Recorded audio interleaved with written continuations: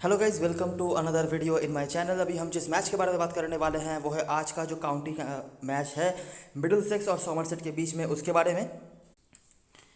तो ये मैच होने जा रहा है लॉर्ड्स में, जो कि मिडिलसेक्स का घर होता है।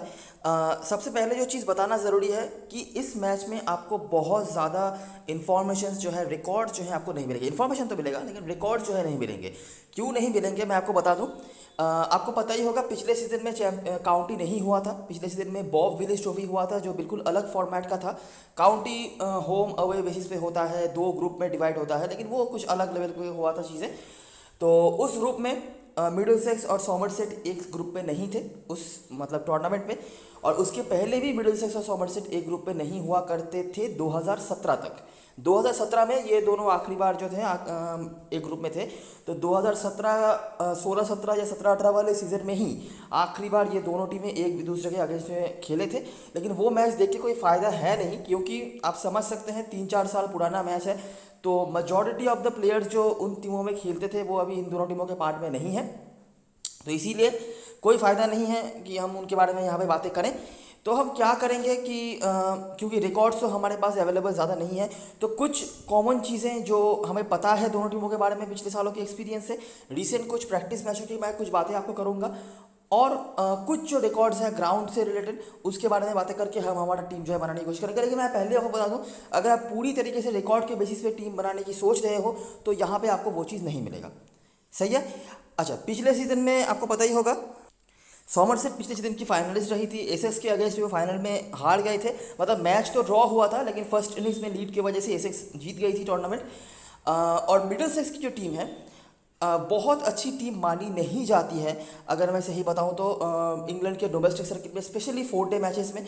हालांकि ये घर तो मतलब ये ग्राउंड तो उनका ही घर है, लेकिन बहुत ज़्यादा कंसिस्टेंसी आपको इनकी टीम में, स्पेशली इनकी बैटिंग में आपको देखने को नहीं मिलती है। और इसीलिए मिडिलसेक्स काफ़ी हमेशा पीछे रहती है। तो इसी से आप पहले लाइन से ही ये समझ सकते हैं कि आज के मैच में सॉमरसेट ही आपके लिए फेवरेट होने वाली है, क्योंकि इनके पास ऐसे ऐसे प्लेयर्स हैं जो इंग्लिश डोमेस्टिक सर्किट में कम से कम काफ़ी बड़े नाम हैं, पिछले सीजन के फाइनलिस्ट भी हैं। और रिसेंटली जो प्रैक्टिस मैचेस भी वो खेल के आए हैं वहाँ पर भी वो काफ़ी अच्छा करके आए हैं। तो सब कुछ हम यहाँ पे आगे बातें करेंगे। पहले बता रहा हूँ और फिर से मैं डिवाइड करवा देता हूँ, बहुत ज़्यादा रिकॉर्ड्स यहाँ पे नहीं है। तो क्या क्या मैं पॉइंट्स बता रहा हूँ जो शायद आपको रिकॉर्ड्स पे नहीं मिलेंगे, वो सब पॉइंट्स को ध्यान से सुनते जाना। सही है। चलो, आखिरी 2 सीज़न तो चलिए नहीं है, ये हम 4-5 सीज़न कंसीडर कर सकते हैं। तो आखिरी 4-5 सीजनों में अगर मैं बात करूं तो एक एक मैच जीती हुई है दोनों टीमें और 3 मैच हुए हैं टाई। लेकिन इसका कोई भी मतलब नहीं बनेगा, मैं ये सब मैच आपको दिखाऊंगा भी नहीं, कोई फ़ायदा नहीं है। सिर्फ जो पुराने प्लेयर्स हैं टीम में, जैसे कि मैं आपको आगे नाम बता दूंगा, उनके कुछ रिकॉर्ड्स वगैरह होंगे भी, लेकिन वो देख के कोई फ़ायदा नहीं है, क्योंकि बहुत ज़्यादा चेंज हो चुका है दोनों टीमों का जो स्क्वाड वगैरह है वो। पिछले सीजन में इस ग्राउंड पे बॉब विलिस ट्रॉफी जब हुआ था तो कोई भी मैच यहाँ पे ग्रुप स्टेज में नहीं हुए थे। सिर्फ फाइनल हुआ था जो सॉमरसेट खेली थी, वो मैच मैं आपको दिखा दूंगा। उसके पहले वाले सीजन में जब आखिरी बार जो काउंटिंग हुआ था 18-19 सीजन में, या 19-20 ऐसा कुछ हो सकता है, नहीं 18-19 सीजन ही था ये। तो वहाँ पर अगर मैं बात करूँ तो 5 मैचेस हुए थे। मिडिलसेक्स का घर है, मिडिलसेक्स ने 5 मैचेस यहाँ पर खेले हुए हैं और एक भी मैच वो जीत नहीं पाए। 3 मैच वो हारे, 2 मैच उन्होंने करा था टाई। उनमें से मैं 4 मैचेस आपको यहाँ पे दिखा दूंगा। इंडिविजुअल परफॉर्मर्स में कुछ कुछ नाम आपको बताऊंगा, उनको ध्यान से सुनना। बाकी मैचेस कैसे गए हैं, क्या क्या होता है, वो तो मैं आपको समझा ही दूंगा। ये है पिछले सीजन की। अगर मैं बॉब विलिस ट्रॉफी की बात करूँ तो यहाँ पर भी आपको थोड़ा बहुत आइडिया लग जाएगा कि क्या होता है। सॉमरसेट की तरफ से पिछले सीजन के जो ब्रेकआउट स्टार हुए थे वो थे टॉम लेमन भी।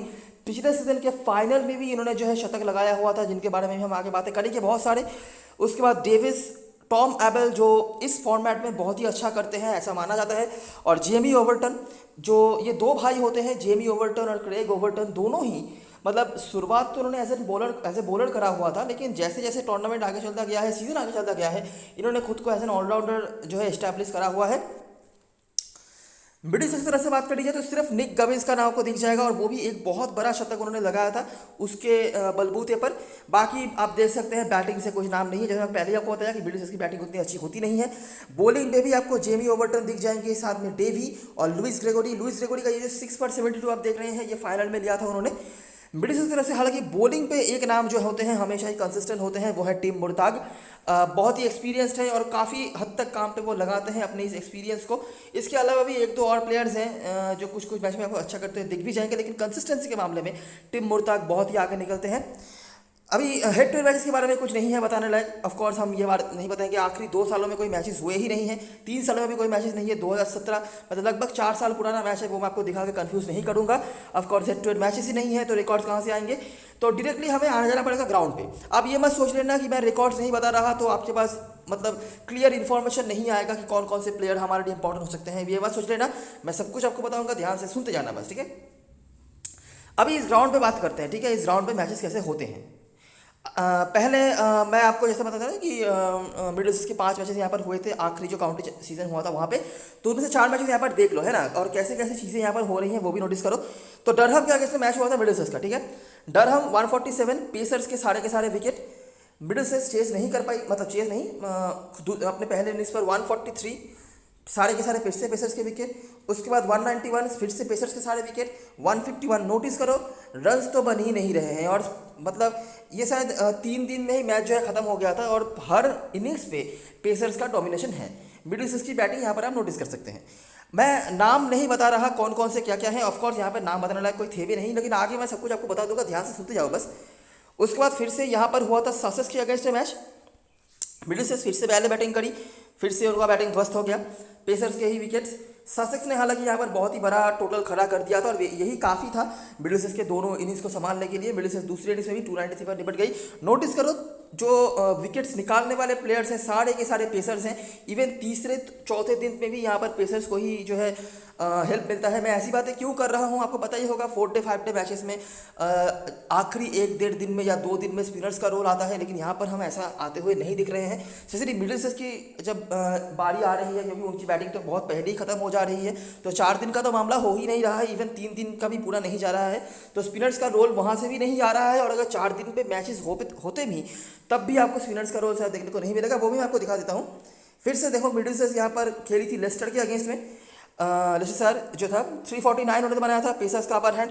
लेस्टर ने बनाया था 268, पेसर्स का ही अपर हैंड, साथ में स्पिनर्स के कुछ कुछ विकेट्स आ रहे हैं। मिडिल ईस्ट दूसरे इनिंग्स में भी 223 पर निपट गई, फिर से पेसर्स का रोल। और डे 4 में ये मैच था, यहाँ पर चौथे दिन तक मैच गया था। 305 का टारगेट था, मुश्किल था चेस करना, डे 4 में इतना बड़ा टारगेट चेस करना मुश्किल होता है, लेकिन जो भी हो 226 रन बना के मैच ड्रॉ किया था, फिर भी मिडिल ईस्ट जीत नहीं पाई थी यहाँ पे मैच, और पेसर्स का ही आपको यहाँ पर विकेट देखने को मिल रहा है, ठीक है।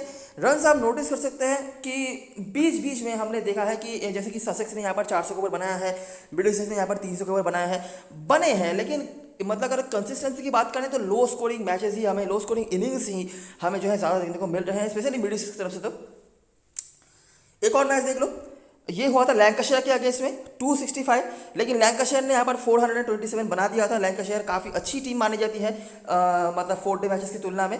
मिडिल ईस्ट की बैटिंग कंसिस्टेंटली यहाँ पर खराब होती हुई तीसरे चौथे दिन में जब बारी आई थी 39 रन को चेस करने का, थोड़ा दिक्कत में वो आए थे, लेकिन at the end of the day match chase हो गया था, और कुछ कुछ विकेट्स यहाँ पर स्पिनर्स को मिलते हुए आपको दिख रहे होंगे। ये जैसे जैसे मतलब टूर्नामेंट आगे चलता गया था वैसे हुआ था शायद। अच्छा, पिछले सीजन का जो फाइनल था, ठीक है, वो हम एक बार देख लेते हैं कि क्या हुआ था। यहाँ पर सॉमरसेट खेली थी, तो कुछ प्लेयर्स तो हमें मिलेंगे वहाँ से। सॉमरसेट ने बनाया था 301, सही है। बायरॉम ने यहाँ पर बनाया था 117, जो करंट स्क्वाड में अवेलेबल हैं, खेल भी सकते हैं। क्रेग ओवर्टन पेसर्स का अपर हैंड यहाँ पर भी आपको देखने को मिल जाता है। एसेक्स यहाँ पर उनको बनाना था 237, जो वो बना नहीं पाए थे, तो 179 पर उन्होंने डिक्लेयर दे दिया था मोस्ट प्रोबेबली। अच्छा, मैंने गलत लिख दिया था, डिक्लेयर नहीं था। एसएस के पहले इनिंग्स में उन्होंने बनाया था 337, और ये मैच इसीलिए एसएस जीती थी क्योंकि फर्स्ट इनिंग्स पे वो 36 रन उन्होंने ज़्यादा बना दिया था। और ये मैचेस के मतलब फाइनल में रूल ऐसा ही था कि जो भी टीम अगर मैच ड्रॉ हो जाता है तो या टाई हो जाता है, तो जो भी टीम फर्स्ट इनिंग्स में लीड रखेगी वही टीम जीती हुई टीम मानी जाएगी। तो एसएस को यहाँ पर जो है उसका फ़ायदा मिला था, 337 उन्होंने बनाया था। जो आपको सॉमरसेट की तरफ से परफॉर्मेंस देखने को मिल जाएंगे, लुइस ग्रेगोरी का यहाँ पर 6 विकेट था, क्रेग ओवर्टन और लेमन भी ने यहाँ पर बॉलिंग भी कराई हुई थी, विकेट निकाला था दूसरे इनिंग्स पर। सॉमरसेट की तरफ से लेमन भी शतक था। क्रेग ओवर्टन आप देख सकते हैं दोनों ही इनिंग्स पर रन बनाया था, और बॉलिंग पे भी क्रेग ओवर्टन के 1-2 करके विकेट थे, एक विकेट थे, और लुइस ग्रेगोरी के साथ। और तीसरे मतलब 5वां दिन का मैच था, ये 5 दिन का मैच हुआ था, तो वहाँ पे जाके जैक लीच को विकेट मिला था। मतलब 5 दिन में जब मैच जा रहा है तब जाके हमें स्पिनर्स का कुछ रोल फिर भी देखने को मिल रहा है। लेकिन फिर भी उतना ज़्यादा कुछ नहीं। तो इतना तो आपको समझ में आ ही रहा है कि यहाँ पे ओवरऑल पेसर्स का ही है। अगर हम किसी बॉलिंग साइड की बात करेंगे तो रनों की बात करें तो देखिए मैंने बहुत ज़्यादा रन यहाँ पे बनते हुए नहीं देखे। 400, 420, 430 ऐसा मैक्सिमम मैंने ऐसा बनते हुए देखा है। लेकिन ऑन एन एवरेज अगर मैं बात करूँ तो मैक्सिमम 300 के आसपास ही आपको एवरेज टोटल जो है देखने को मिल जाता है। ठीक है, तो इससे ये तो हमें समझ आता है कि इस ग्राउंड पे रिजल्ट्स आते हैं। और ऊपर जो हमने देखा है, मतलब देखिए 18-19 में जो मैचेस हुए थे वहाँ पर भी रिजल्ट आए थे। अगर अगर समझ लीजिए बारिश वगैरह कुछ हो तो अलग बात है, नहीं तो अगर पूरा 4 दिन मैच हो तो यहाँ पे रिजल्ट्स आते हैं। और आपको पता ही होगा 4 डे 5 डे मैचेस में रिजल्ट्स आने के लिए आपको विकेट्स गिराना पड़ता है। चाहे आप 600-700 रन भी क्यों ना बना दें, लेकिन अगर आप विकेट्स नहीं निकाल पाएँ तो यहाँ पर रिजल्ट्स आना मुश्किल है। तो ऐसी बात है कि यहाँ पे रिजल्ट्स आते हैं, इसका मतलब यहाँ पे विकेट्स गिरते हैं। और दूसरी जो बात है कि मिडिलसेक्स का रिकॉर्ड या फिर अगर हम हिस्ट्री की बात करें इस ग्राउंड पे बहुत ज़्यादा ख़राब है। डिस्पाइट ये इनका घर है, जो आखिरी सीज़न वो खेल के गए हैं वहाँ पर एक भी जीत वो दर्ज नहीं कर पाए हैं। बैटिंग स्पेशली उनकी बहुत ख़राब रही है। ठीक है, बॉलिंग पर फिर भी मैं कहूँगा चलो ठीक है, और 10 विकेट निकाला है उन्होंने majority of the times. Somerset का एक्सपीरियंस अगर मैं बताऊँ तो सॉमरसेट यहाँ पे जो आखिरी बार खेल के गई है पीछे रह गए थे। बहुत ख़राब तो नहीं खेले थे, लेकिन चलिए पीछे रह गए थे। कुछ परफॉर्मर्स हमने वहाँ से देखे हैं, जैसे कि लुइस ग्रेगोरी बॉलिंग से, लेमन बी बैटिंग से, बायरॉन बैटिंग से, और Craig Overton as an all-rounder उन्होंने काफ़ी अच्छा काम करा हुआ था। तो यही कुछ चीज़ें हैं। तो यहाँ से कुछ नाम आपके सामने आए हैं ऑलरेडी, ये सारे के सारे नाम सॉमरसेट की तरफ से ही आए हैं, मुझे पता है। अभी मैं आपको स्क्वाड एनालिसिस कराऊंगा और यहाँ से मैं बताऊंगा कि क्या क्या हो सकते हैं जो आपके लिए मिडिल सिक्स की तरफ से इंपॉर्टेंट हो। ऑलरेडी आप समझ गए होंगे कि मिडिल सिक्स की तरफ से आपको लेना है कम प्लेयर। ठीक है, अच्छा ग्राउंड पे ऑफकोर्स रिकॉर्ड कोई वगैरह नहीं है। तो स्क्वाड जो है दोनों ही टीमों ने 13-13 प्लेयर्स का जो है बनाया हुआ है। तो उनमें से जो 11 प्लेयर्स मुझे लगता है खेल सकते हैं। सॉमरसेट की तरफ से ध्यान से सुनते जाना, मैंने अभी तक करंट स्क्वाड में से किसी भी टीम का कोई भी प्लेयर के बारे में नहीं बताया है। अब मैं बताऊंगा क्या क्या बेसिस है, क्या रीज़न है, सब कुछ बताऊंगा, ध्यान से सुनते जाना। ठीक है, सॉमरसेट के तरफ से बैंटन ओपनिंग करेंगे लेमन बी के साथ मोस्ट प्रोबेबली। लेमन बी अब तक तो उनके ऊपर काफ़ी भरोसा कर चुकी है टीम। आखिरी सीजन के फाइनल में भी आखिरी जो मैच वो खेल गए हैं इस फॉर्मेट में 4 डे मैच उन्होंने रन बनाया हुआ है। प्रैक्टिस मैचेस में इनके ऊपर काफ़ी एक्सपेरिमेंट करा गया है। ठीक है, मैं बता दूं इनको ओपनिंग से शुरू करके नंबर 7 तक भी बैटिंग पे भेजा गया है और हर पोजीशन पे इन्होंने रन बनाया है। बड़ा रन नहीं, लेकिन रन ज़रूर उन्होंने बनाया है। 30-35 से शुरू करके शतक तक भी उन्होंने बना के रखा हुआ है। और जितना मुझे समझ में आ रहा है कि इनको ओपनिंग पे भेजा जा सकता है, इसके चांसेस बहुत ज़्यादा हैं। सही है, अच्छा बॉलिंग ये कर सकते हैं, लेकिन इनको एज एन बैटिंग ही ऑप्शन आपको कंसीडर करना है। बॉलिंग बहुत ही कम ओवर के करवाएंगे अगर ज़रूरत पड़ी तो, लेकिन जैसा ट्रेंड है, जैसा ऑब्जर्वेशंस है हमारा, अगर वैसा ही रहता है तो हो सकता है कि इनको बॉलिंग की ज़रूरत नहीं पड़ेगी, क्योंकि मिडिलसेक्स की बैटिंग ऑलरेडी काफ़ी ख़राब है। अच्छा, उसके बाद आते हैं टॉम आबेल, ये भी काफ़ी अच्छे फॉर्म पर नज़र आए हैं और इस तरह के फॉर्मेट में ये हमेशा ही एक बेटर प्लेयर माने जाते हैं। उसके बाद आते हैं जेम्स हिल्ड्रेथ, काफ़ी एक्सपीरियंस्ड है। मैंने जैसे बताया कि 2017 का जो लास्ट मैच हुआ था वहाँ पे जो प्लेयर्स सॉमरसेट की तरफ से अभी भी करंट स्क्वाड में से अवेलेबल हैं उनमें से जेम्स हिल्ड्रेथ एक है। और ये एक ऐसे प्लेयर है जो हमेशा ही लॉर्ड्स में अच्छा करते हैं, चाहे आप किसी भी फॉर्मेट में बातें कर लो। ठीक है, चाहे वो 4 डे मैचेस हो, चाहे वो 1 डे मैचेस हो, T20 मैचेस हो, हिल्ड्रेथ का परफॉर्मेंस देखा गया है कि वो लॉर्ड्स में हमेशा बेटर करते हुए नजर आए हैं जब भी वो खेले हैं। तो ये एक चीज़ है। हालांकि ये काफ़ी रिस्की हो जाएंगे अगर आप इनको लेना चाहते हैं तो, क्योंकि ऑलरेडी ऊपर के 3 बैट्समैन आपके लिए इंपॉर्टेंट हो गए। ये अगर हो गए तो चौथा बैट्समैन हो जाएगा। और अगर आप बैट्समैन में से 4 लेके जाएंगे, अगर उनमें से कोई फेल हो जाता है तो आपके लिए एक बॉलर को सेक्रीफाइस करना पड़ेगा, जो कि शायद मैं आपको सजेस्ट नहीं करूँ। अच्छा, नीचे आते हैं, उस यहाँ पर आपको मिल जाएंगे रॉयल वैन मर्वा, ये राइट आर्म ऑर्थोडॉक्स होगा, left arm orthodox. Roelof van Merwe batting से मैंने अभी तक तो उनको कुछ प्रैक्टिस में से खास करते हुए देखा नहीं है, और बॉलिंग से मुझे नहीं लगता यहाँ पर कुछ उनको हेल्प मिलने वाला है। बाकी बैटिंग में क्या करेंगे ये तो मुझे पता नहीं है, क्योंकि मैंने अभी जो प्रैक्टिस मैचेस हुए हैं वहाँ पर मैंने उनको खेलते हुए नहीं देखा है। रिकॉर्ड्स वगैरह तो कुछ है ही नहीं, तो इसीलिए हो सकता है कि मैं इनको इग्नोर करूँ। और उसके बाद आते हैं स्टीवन डेविस शायद इनका नाम है, लुइस ग्रेगोरी, इनको आपको रखना पड़ेगा। काफ़ी लोग इनको कैप्टन भी बना सकते हैं, 90 के ऊपर परसेंटेज है इनका सिलेक्शन का। और आखिरी बार जब वो खेल के गए हैं तब इन्होंने मतलब काफ़ी सारे विकेट्स यहाँ पर निकाले हुए हैं और बैटिंग भी कर लेते हैं ठीक ठाक। क्रेग ओवर्टन एक और मस्ट हैव है जिनको आप मिस नहीं कर सकते। उसके बाद आते हैं जैक लीच, मर्चेंट लैंग और डेवी। ये जैक डेवी या सीन डेवी जो भी इनका नाम है, मतलब डेवी आप समझ लो, ठीक है।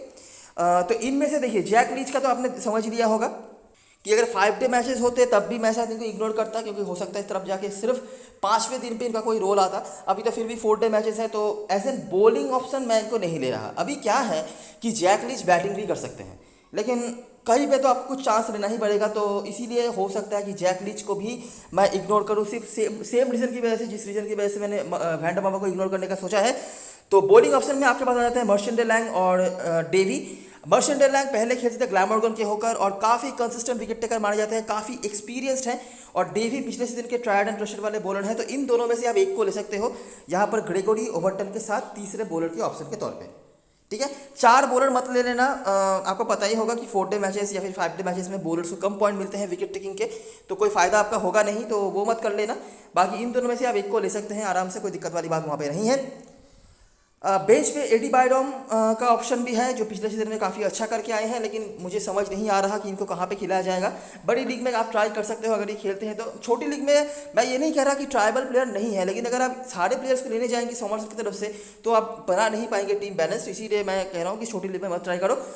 अभी बात करते हैं मिडिलसेक्स की तरफ से। ठीक है, देखिए ये इनका घर है तो इनके रिकॉर्ड्स हैं, मैंने मतलब इतना कम इन्फॉर्मेशन है, रिकॉर्ड है, इसीलिए मैंने फिर से ग्राउंड के बारे में समराइजेशन नहीं करा है। और वैसे भी आपने देखा ही होगा कि बैटिंग रिकॉर्ड्स बहुत ख़राब है, तो इसीलिए मेरा मन बिल्कुल भी नहीं करा। लेकिन मैं आपको बता देता हूँ कि आपके लिए कौन कौन से प्लेयर इंपॉर्टेंट हो सकते हैं, प्लस रिसेंटली जो प्रैक्टिस मैचेस हुए हैं वहाँ से हमें क्या क्या चीज़ें देखने को मिली हैं। ध्यान से सुनते जाना, ठीक है।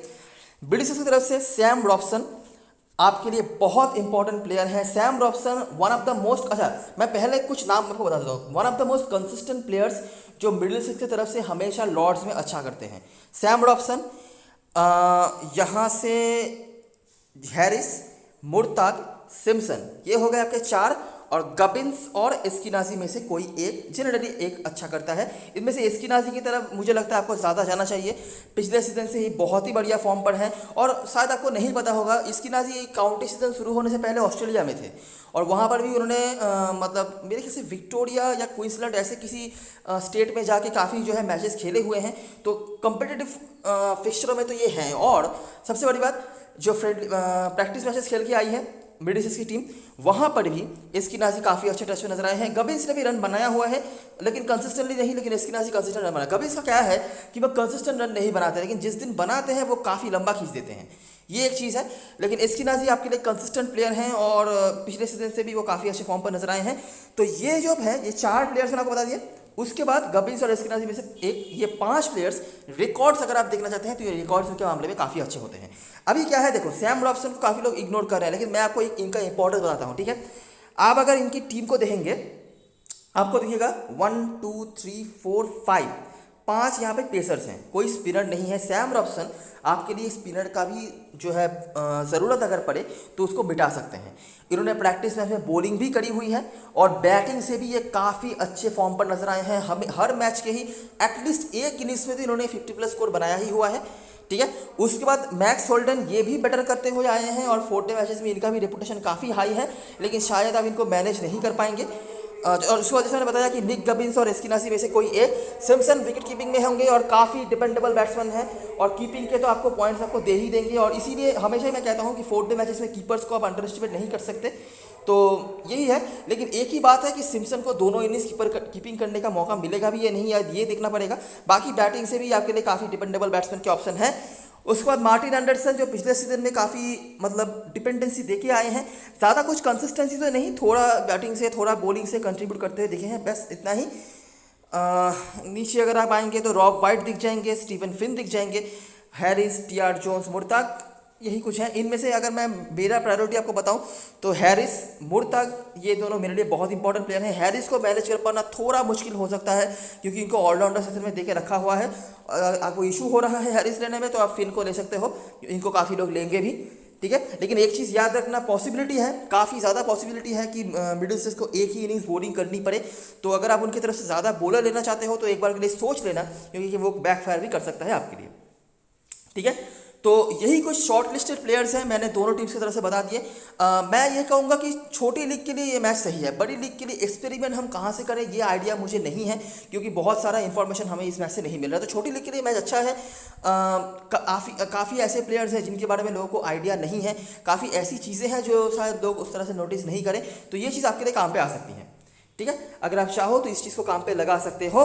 कैप्टन मैक्सवेल चॉइस की बात करें तो सॉमरसेट की तरफ से बैंटन और क्रेग ओवर्टन सेफेस्ट पिक में होंगे। बैंटन चाहे फ्रेंचाइज क्रिकेट में कुछ भी करे, T10 वगैरह में जो भी करे हैं, लेकिन इंग्लिश डोमेस्टिक सर्किट में बैंटन ड्रॉपेबल या मिसेबल प्लेयर नहीं है। हालांकि अभी तो उनका फॉर्म मुझे बहुत अच्छा नज़र नहीं आया, मैं सही बताऊं तो प्रैक्टिस मैचेस में एक भी इनिंग्स पे रन नहीं बना पाए हैं, लेकिन फिर भी मैं कहूंगा कि बैंटन को छोड़ के मत टीम बनाना। कीपिंग भी कर सकते हैं, देखना पड़ेगा शायद कीपिंग करते हैं या नहीं, तो यही है। बाकी काफ़ी लोग इनको लेंगे भी टीम में। बहुत रिस्क ले सकते हो तो छोड़ सकते हो, नहीं तो बैंटन को रख के टीम बना लेना। उसके बाद एबल और ग्रेगोरी, और रिस्क लेना है तो हिलड्रेथ और लेमन भी, और ग्रेगोरी लिख दिया मैंने, लेमन भी, और अगर बायरॉम खेलते हैं तो आप उनको कंसीडर कर सकते हो। ठीक है, ब्रिटिश की तरफ से गबिन्स और एस्किनासी सेफेस्ट पिक में होंगे अगर कोई कैप्टन पर्सन बनाने की सोच रहा है तो। उसके बाद एंडरसन, इनका सिलेक्शन परसेंटेज काफ़ी कम है, लेकिन ये समझ लेना अगर जब उनको लोग खेलते हुए देखेंगे तो काफ़ी लोग इनको पिक कर लेंगे। और उसके बाद सिम्पसन। रिस्क लेना है तो रॉबसन और होल्डन और जेम्स हैरिस इनका नाम है, तो इनमें से कोई एक। तो ये सारी चीज़ें और सारी एनालिसिस अभी एक बार देख लेते हैं ड्रीम 11 की टीम। तो मैंने ऐसा एक टीम बनाया है, हालांकि ये थोड़ा सा रिस्की तो है क्योंकि मैं यहाँ पर ग्रेगोरी को मैनेज नहीं कर पाया हूँ। ठीक है, अगर आपको ग्रेगोरी मैनेज करना है, आप क्या, देखिए मैं आपको पहले बता रहा हूँ, हैरिस, लेमन बी, ओवर्टन, ये तीन मेरे लिए बहुत इंपॉर्टेंट प्लेयर हैं। ठीक है, लेमन भी बैटिंग से मेरे लिए काम पे आ जाएंगे क्योंकि मैंने यहाँ पर लिया भी है सिर्फ एक बैट्समैन सॉमरसेट की तरफ से, और बैंटन को अगर आप कंसीडर कर रहे हो, उसके बाद लेमन भी है। अभी अगर आपको ग्रेगोरी भी लेना है तो आपको क्या करना पड़ेगा, इन दोनों कीपरों में से एक को हटाना पड़ेगा। अगर आप मेरी मानोगे, रिस्क ले सकते हो तो बैंटन को हटा सकते हो। बैंटन फॉर्म पे नहीं नजर आए हैं बिल्कुल भी। सिम्पसन बहुत ही डिपेंडेबल प्लेयर हैं और हमेशा ही जब मिडिल की नैया डूबती है बैटिंग में, ये काम पे आते हैं और इनको 2 बार बैटिंग मिलेगी, ये ध्यान में रखना। ऐसा भी हो सकता है कि बैंटन को अगर एक बार वो बैटिंग में फेल हो जाए तो दूसरी बार उनको बैटिंग करने का मौका ही ना मिले, और कीपिंग भी मोस्टली ये नहीं करेंगे। तो इसीलिए मैं कह रहा हूँ, बाकी एक बार में ही ये बहुत रन बना सकते हैं, लेकिन इसीलिए मैंने दोनों कीपर रखा हुआ है। लेकिन फिर भी अगर आपको मतलब मैनेज करना है कहीं पे, तो बैंटन को आप हटा सकते हो और उनकी जगह पर लुइस ग्रेगोरी को ले सकते हो, जो कि मैं चाहता तो था इनको लेने को, लेकिन मैं कहीं से स्पेस नहीं मैनेज कर पा रहा था क्योंकि यहाँ पर हैरिस और यहाँ पर लेमन भी, ये दोनों मेरे लिए इंपॉर्टेंट प्लेयर है काफ़ी ज़्यादा। लेमन भी काफ़ी अच्छे फॉर्म पर हैं, लेकिन और टॉप ऑर्डर में आ जाएंगे, लेकिन अगर 2 बार बैटिंग नहीं मिले तो हो सकता है थोड़ा बैकफायर भी कर जाए ये चीज़, बट इतना मैंने रिस्क लिया है। ठीक है, और बाकी अगर आप देखोगे तो यहाँ पर मैंने डेवी, डेलैंग दोनों को रखा है। हालांकि आप एक को ही रख लो, कोई दिक्कत वाली बात तो नहीं है। यहाँ पर आप चाहो तो फिन को रख सकते हो। ठीक है, लेकिन क्या नुकसान हो सकता है दोनों बॉलर्स लेने का, क्योंकि ये बैटिंग सब कुशन देंगे नहीं, और हो सकता है कि मिडिल को एक बारी जो है बॉलिंग करनी पड़े, तो इसके चांसेस भी हैं। ठीक है, तो ऐसा भी आप एक कर सकते हो, या फिर आप फिन के जगह पर डेवी को ले सकते हो। यहाँ पे अगर आप चाहो तो हैरिस के जगह पर बैंटन को भी मैनेज कर सकते हो। मतलब ऐसे छोटे मोटे चीज़ें, लेकिन जो मेन प्लेयर्स मेरे टीम में आपको ज़रूर देखने को मिलेंगे, Robson, Simpson, Abell, Lammonby, Overton, Harris, Murtagh, और इन दोनों में से कोई एक। ठीक है, तो यहाँ से हो गए आपके 6, 7, 8 प्लेयर्स। लुइस ग्रेगोरी भी आप समझ लो मैनेज अगर हो जाए तो 9 प्लेयर्स आपके लिए यहाँ से हो गए। बाकी 1-2 प्लेयर्स को आपको कम करना है। ठीक है, इनमें से पंट्स आप देख सकते हैं, रॉबसन हमारे लिए पंट है, हैरिस पंट है, लेमन भी पंट है, और डेवी भी हमारे लिए पंट ही हैं, और सिम्पसन भी, उनको शायद काफ़ी लोग इग्नोर करें 3-4 मतलब 4 ऑलराउंडर लेने के चक्कर में, इसीलिए। कैप्टन वाइस कैप्टन चॉइस की बात करते हैं तो यहाँ पे कुछ ऑप्शंस हैं आपके पास। ठीक है, काफ़ी लोग यहाँ पे लुइस ग्रेगोरी को बना सकते हैं, लॉजिक काफ़ी है, मैं आपको मना तो नहीं करूँगा क्योंकि 2 बार तो इनको बॉलिंग मिलेगी ही, और इस राउंड पे इनके रिकॉर्ड्स अच्छे रहे हैं आखिरी में जो मैच जो खेल रहे हैं बॉलिंग से। बाकी बैटिंग से अगर दोनों इनिंग्स में इनको बैटिंग मिल जाती है, या फिर एक ही इनिंग्स में अगर 50 के आसपास रन बना देते हैं, तब तो और भी ज़्यादा फायदा आपके लिए हो जाएगा। इसके सिवाय ऑप्शन है क्रेग ओवर्टन, ये भी जेन्युइन ऑलराउंडर की तरह ही काम कर रहे हैं। हालांकि बैटिंग अगर इनको मिल जाती है प्रॉपर्ली तब और भी फायदा हो जाएगा। रिस्क लेना है तो लेमन भी यहाँ से, रॉबसन यहाँ से, और एस्किनासी भी आप ट्राई कर सकते हो, हालांकि मैं बहुत सजेस्ट तो नहीं करूँगा। ठीक है, तो यही कुछ ऑप्शंस हैं जिनके साथ आप स्मॉल लीग में जा सकते हो। बाकी मैंने कुछ ऑप्शंस आपको दे दिए हैं जिनके ऊपर आप काम कर सकते हो, जैसे कि समझ लो मैं यहाँ इनके जगह पर TR जोन्स का ऑप्शन आएगा, ये ठीक ठाक विकेट टेकिंग ऑप्शन के तौर पर दिए हैं। एंडरसन का भी ऑप्शन है जिनको आप ट्राई कर सकते हो बड़ी लीग में, ऑलराउंडर सेक्शन में अगर आप मैनेज कर पाओ तो। और यहाँ पर स्टीफन फिन जो सेफेस्ट बॉलर में से होंगे, लेकिन एनी डे अगर मुझे चूज़ करना पड़े स्टीफन फिन और मुर्ताक में से, तो मैं मुर्ताक के साथ जाना पसंद करूँगा। बैट्समैनों में से यहाँ पर गबिन्स का ऑप्शन है, कंसिस्टेंट तो नहीं है लेकिन अगर खेल जाए तो बहुत बड़ी खेल सकते हैं, लेकिन मैं यहाँ पर इतना चांस तो ले ही रहा हूँ क्योंकि इस ग्राउंड पे बिल्कुल भी मिडिलसेक्स की बैटिंग नहीं चलती है। हिस्ट्री ये कह रहा है हिल्ड्रेथ एक बहुत बड़े पंट बन सकते हैं क्योंकि इस ग्राउंड पे हमेशा ही मैंने हिल्ड्रेथ को अच्छा करते हुए देखा है। बाकी रिस्की हो जाएंगे स्मॉल लीग के लिए बहुत ज़्यादा, तो मैंने इनको इग्नोर करा है इनिशियली, और यहाँ पे मुझे कुछ खास दिख नहीं रहा है। और बैंटन तो है ही, अगर आप मैनेज करना चाहो तो कर सकते हो। ठीक है, तो ये रही सारी चीज़ें और सारी एनालिसिस। वीडियो अगर पसंद आया हो तो लाइक ज़रूर करना, सब्सक्राइब करना चैनल को, टेलीग्राम चैनल पे ज़रूर ज्वाइन हो जाना क्योंकि लास्ट वन पे सारी अपडेट्स वगैरह वहीं पे आती हैं। तब तक के लिए best of luck for this match and goodbye for now.